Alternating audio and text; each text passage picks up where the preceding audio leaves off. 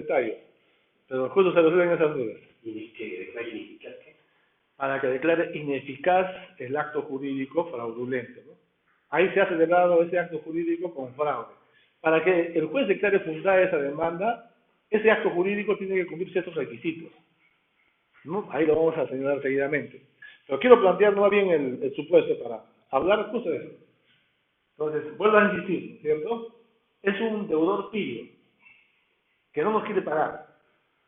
Como tiene propiedades inscritas, la está transfiriendo a terceras personas. Puede ser por venta o puede ser por donación. Puede ser a su familia o puede ser a terceras personas. Lo cierto es que es pillo y no quiere pagar.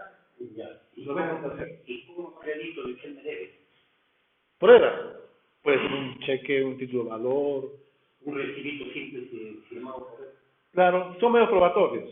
En el Código Procesal Civil ya hay un capítulo que habla de los medios probatorios. ¿Por qué son medios probatorios? La declaración de parte, documentos, hasta testigos, medios eléctricos, telemáticos, grabaciones, videos. O sea, hay muchos medios probatorios, ¿no? Y es un tema procesal, pero hay que probarlo. Y el adelanto de herencia también es un acto ilegal ya después de... Sí. Si es que ese acto jurídico cumple con estos requisitos, puede ser declarado ineficaz a través de una acción revocatoria pauliana. ¿Ya? Miren. ¿Cuáles son los requisitos?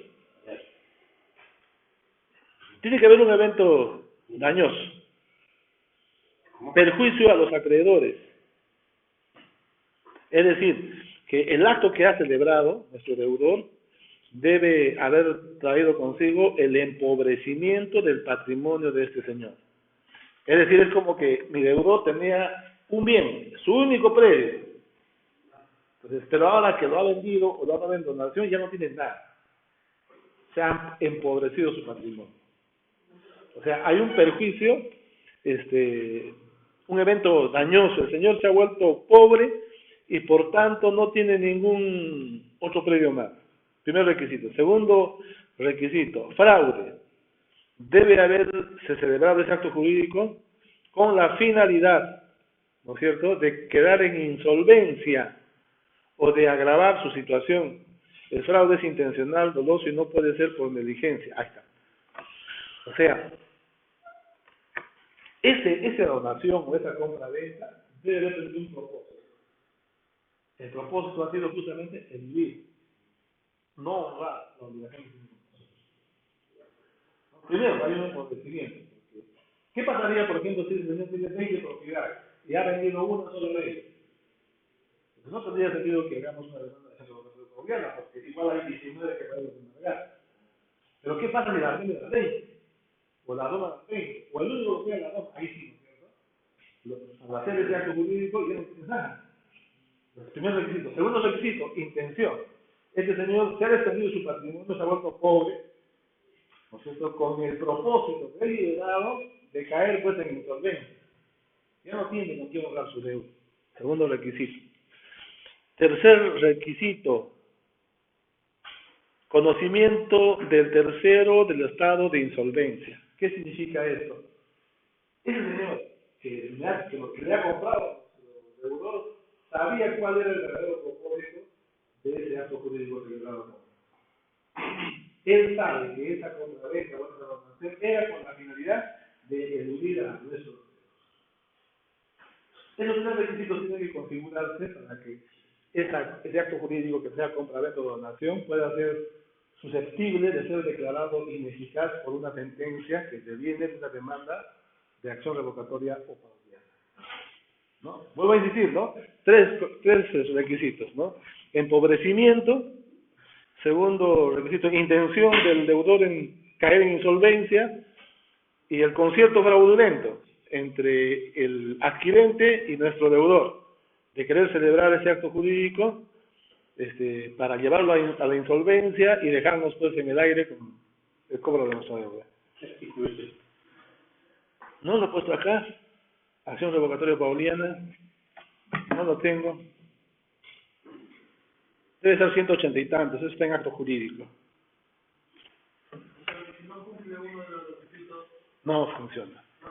No funciona. No prospera. Ya, ahora, algo más le voy a decir acá a la acción revocatoria pauliana, miren.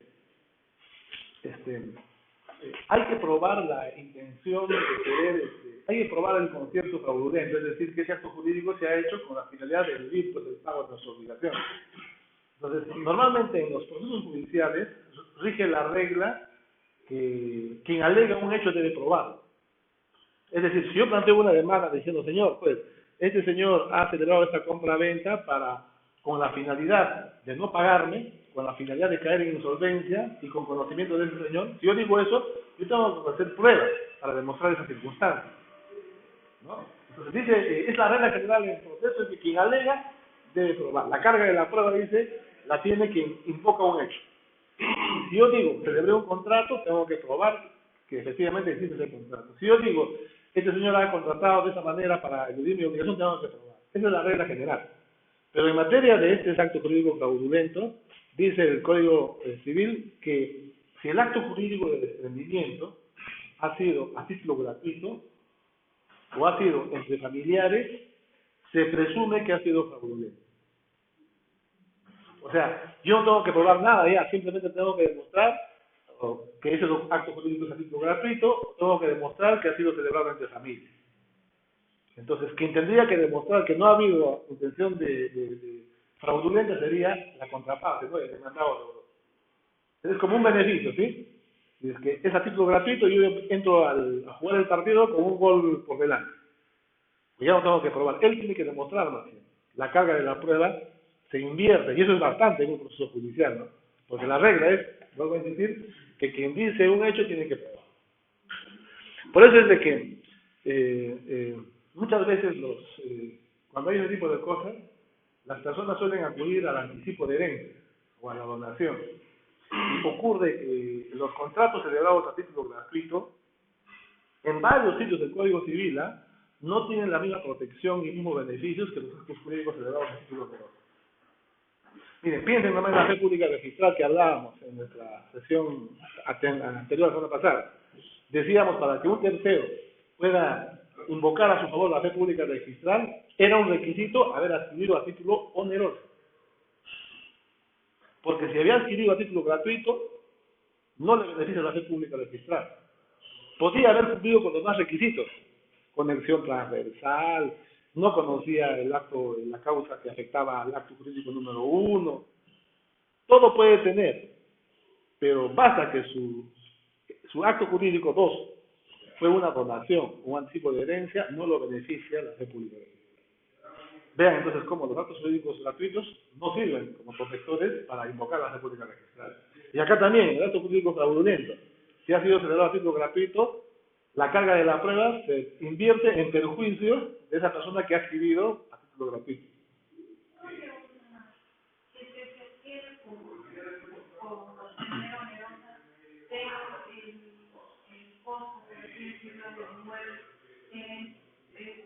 Desproporcionado a lo que debería costar. Le vendo a alguna persona que yo conozco, pero supongamos que estoy tratando de desligarme de la deuda. Entonces, le vendo a una persona algo que debería costar $100,000, le vendo a $100,000, $80,000. Es un acto oneroso, pero no es proporcional. Claro, ahí tendríamos que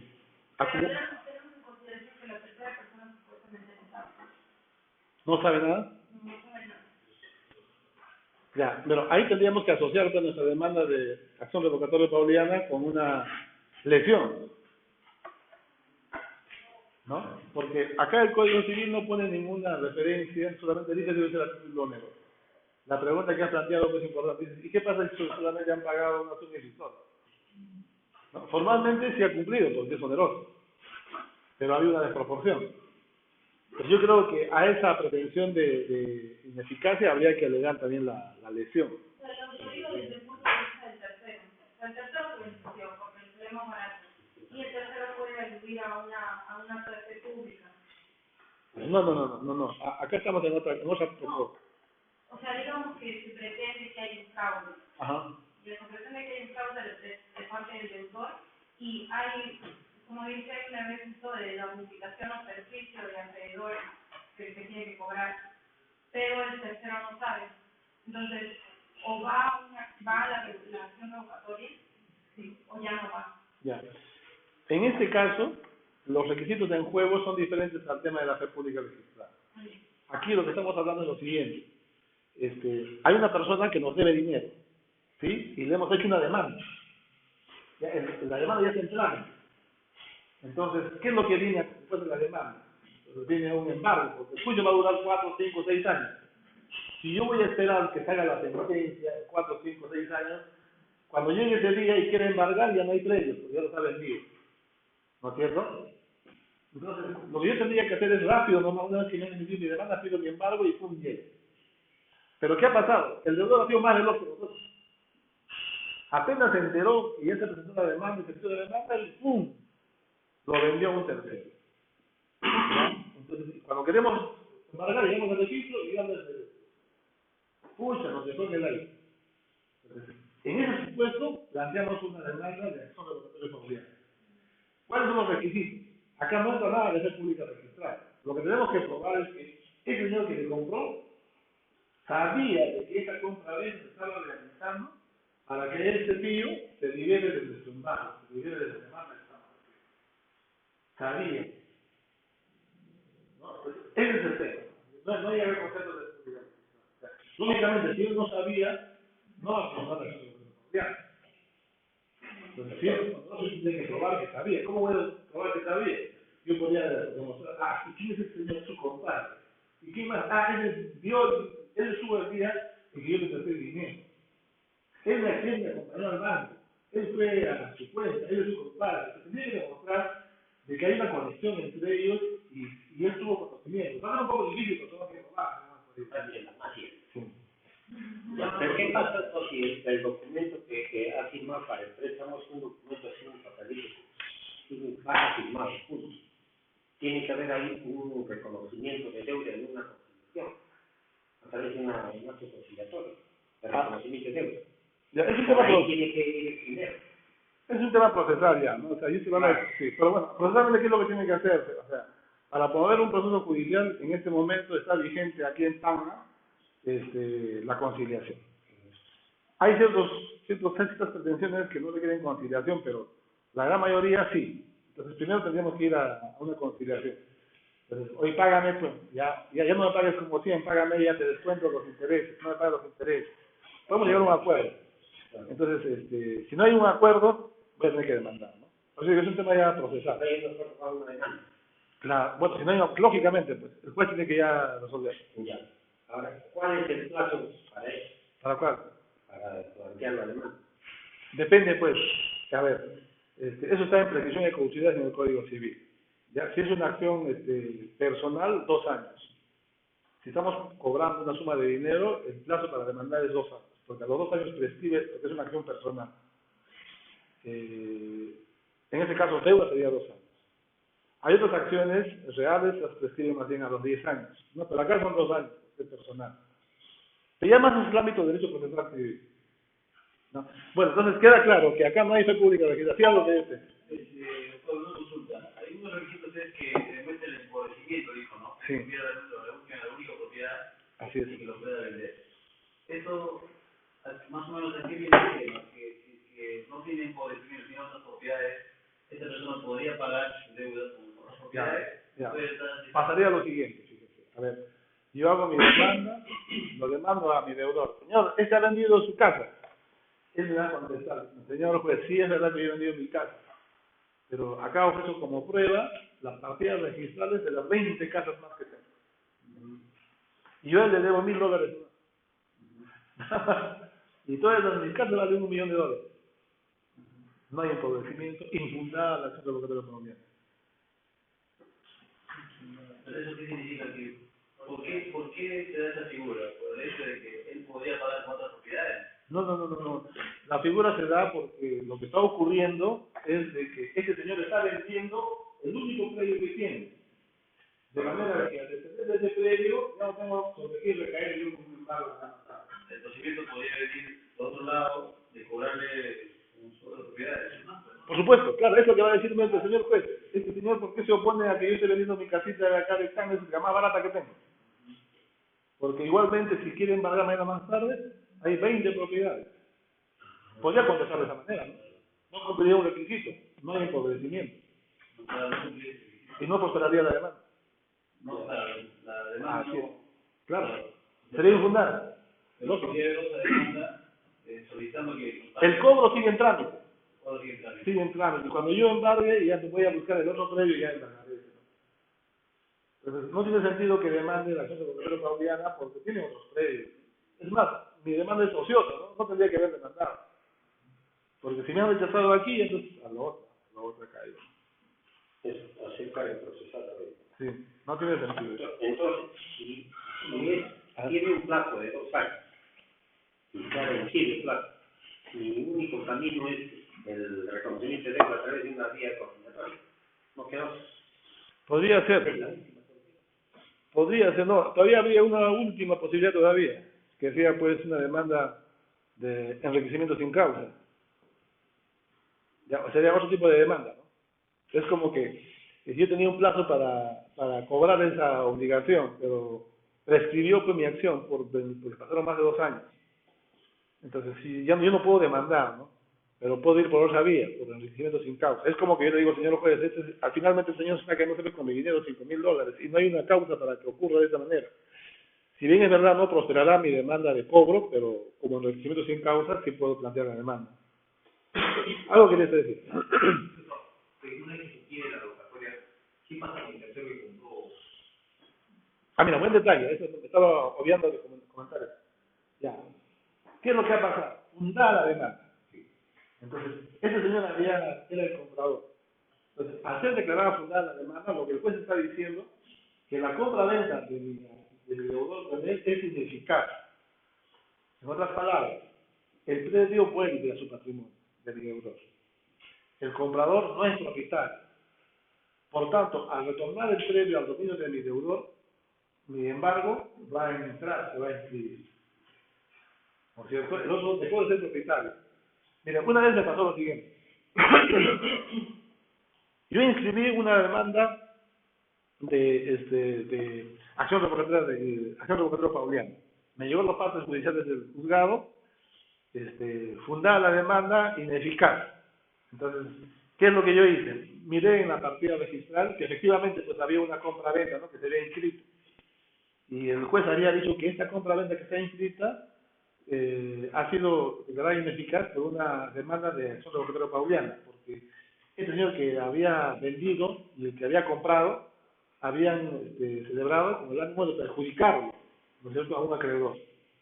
Entonces llegó la demanda, la sentencia, se inscribió la acción revocatoria pauliana. ¿Y qué es lo que pasó después? Llegó otro embargo, pero no de este que había obtenido la sentencia de acción revocatoria pauliana. Había habido otro demandante que en otro juzgado velozmente había obtenido un embargo. De manera que llegó ese embargo y la demanda, el embargo de quien había obtenido la sentencia de acción revocatoria pauliana estaba en cola, como que había llegado en segundo. La pregunta es, ¿se podía inscribir o no se podía inscribir el otro embargo? Sí. Ya, ese es el tema. ¿Se puede o no se puede? Entonces, yo no lo inscribí.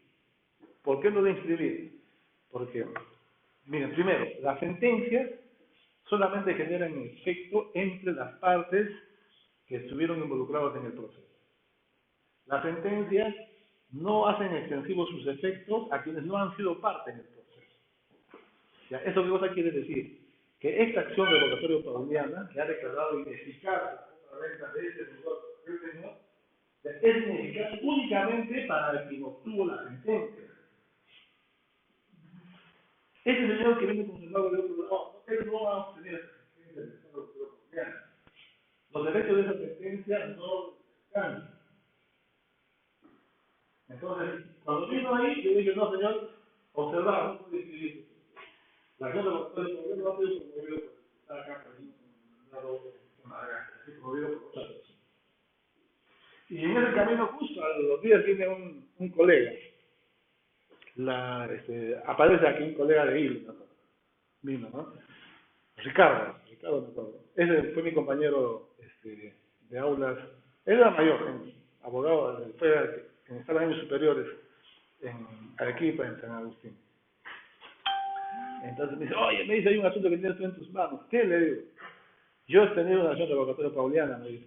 ¿Así? Le digo, sí, tú lo has inscrito. Yo inscrito, sí, sí. ¿De qué se trata? Ya me cuenta y me acordé. Oye, me dice, y estos patas han simulado un proceso. O sea, ese proceso judicial que llegó el otro embargo más veloz, había sido un proceso fue manejado, digitado, como quien dice, ¿no? Para aprovechar ese momento en que el otro llegaba y se esperaba eso y que ahí para meterse, y efectivamente se metieron así, con los palos delante del embargo que ahora debía venir. Eso me dice, oye, tú sabes que eso no se puede inscribir. Ya me comenzó los argumentos, pero yo dije ya rapidito, le digo, sí, le digo, tengo clarito el concepto, le digo, los efectos de la sentencia pues no se extienden a que no sea parte del proceso judicial. Ah, ya, me dije, y eso no va, pues le digo, ah, ya, me dijo, pucha. Pues, qué bueno que lo tengas claro. Y sí, me dice, porque esos son vivos, mira, me dice, han hecho ese proceso, sabiendo que ya salió la sentencia que declaraba ineficaz esa compra-venta, y ahora querían aprovechar, que se ha declarado ineficaz para que entre otro, manejado por ellos mismos. Entonces, es una característica de la sentencia, solamente vinculan a quienes han sido parte, ¿no? Eso, por ejemplo, también se ve a ver, el desarrollo de ese tipo de efectos de una sentencia en las acciones de amparo. Póngase de que alguien te pone una demanda de amparo, vía acción de amparo logra que determinado hecho cese sus efectos, porque es ilegal, porque es arbitrario, lo que sea, acción de amparo, ¿no? Pero ocurre de que ese que ha obtenido la acción de amparo, imagínense que sea un profesor. En su misma situación hay miles de profesores. Él logró una acción de amparo a su favor que le beneficia, ¿no es cierto? Y la pregunta es, ¿y los demás profesores que están en la misma situación se podrán beneficiar de lo que ha resuelto esa acción de amparo? No. Tendrán que promover su propia acción de amparo. Cada uno. Por eso muchas veces ahí, bueno, en una institución, todos los viejitos han puesto su acción de amparo y todos dicen lo mismo. A veces hacen una nota. Se organizan hasta como asociación, ya. Y hacen como asociación la demanda, puede ser, ¿no?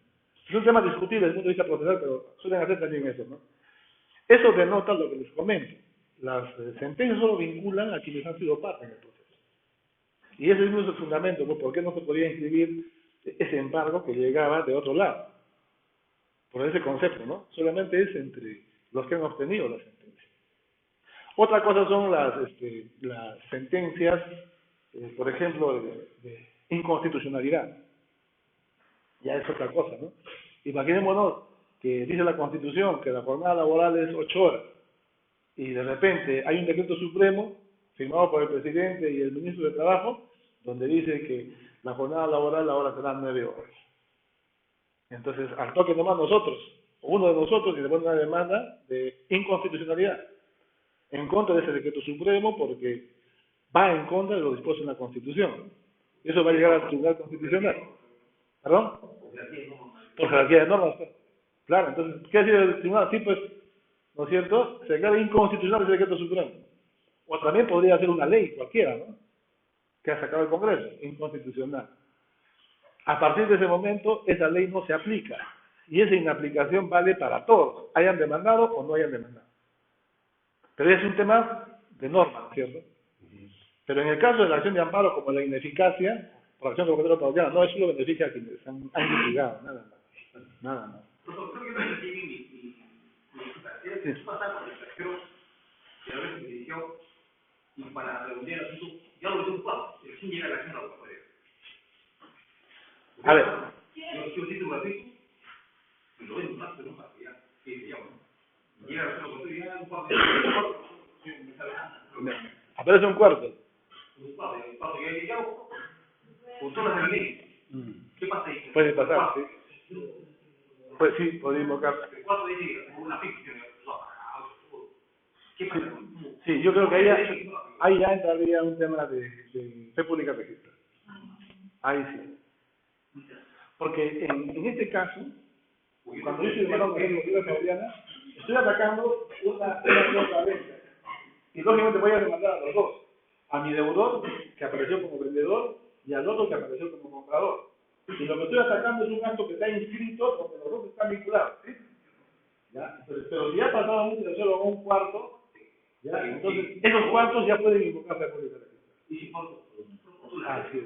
Es como que compró en tercer lugar y cuando en la primera compra-venta se suplantó o se falsificó la escritura pública, ¿no es cierto? Cosa más grave todavía. Entonces, y siempre que había sido oneroso y siempre también que tenía buena fe, no sabía estos problemas, ¿no es cierto? Por eso, lo recomendable siempre es, en ese tipo de circunstancias, es lanzar pues la medida cautelar, inmediatamente de admitir la demanda. A ver, mi deudor, me entero que mi deudor ha vendido el predio a un tercero. Al toque planteó mi demanda de la Pauliana. Y una vez admitida, pido una anotación de demanda, que es también la medida cautelar. Entonces, voy a anotar en el registro la acción, la demanda de la Pauliana, y se va a inscribir. Y si al día siguiente que se inscribió esa anotación de demanda, viene un cuarto, o viene un quinto, o viene un sexto, y así sucesivamente, esos que están en cola no van a poder invocar la red pública registrada, porque ellos ya compraron teniendo conocimiento que de promedio había una acción de si no había acción justifica, ahí sí. De acuerdo. La representación. Bueno, muchos actos jurídicos se celebran pues por poder, ¿no? Con poderes. Esto creo que es bien familiar para muchos de ustedes, ¿no? En sus actividades profesionales. Entonces, ¿cómo funcionan los poderes? ¿Qué son los poderes? ¿Cuáles son los requisitos de los poderes, ¿no? De eso se trata lo que vamos a comentar a continuación. Miren, la representación. Lógicamente, esta figura tiene como propósito facilitar la contratación. Ocurre que algunas veces un sujeto de derecho, por alguna razón, no puede celebrar de manera directa un acto jurídico. Por cualquier razón, razones de salud, de comodidad, de trabajo, no puede celebrar un acto jurídico porque está lejos del lugar de la contratación, en fin. Entonces, es necesario de que una persona celebre ese acto jurídico, pero en beneficio propio, en beneficio de esa persona que no puede celebrarlo de manera directa. Entonces, de eso estamos hablando cuando hablamos de la representación. Esta representación en nuestro código, en nuestro sistema jurídico, está clasificado como